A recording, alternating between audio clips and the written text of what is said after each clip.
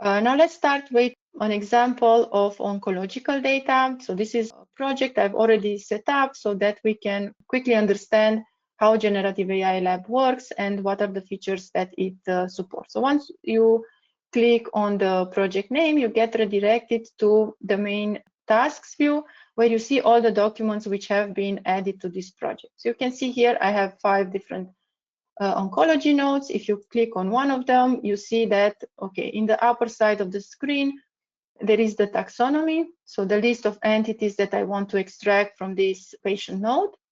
Here you see a synthetic patient node that I have prepared for and uploaded into this project. You see that there is no annotation on top of this task. And on the right side, you see a panel with the status of the current task, right? So you see that there is no annotation defined, no version created, so only the default version created for the logged in user. So I'm currently logged in with the admin user. Here you can see what is my role for the project, and I can switch between roles that are available to my user at any time. Okay,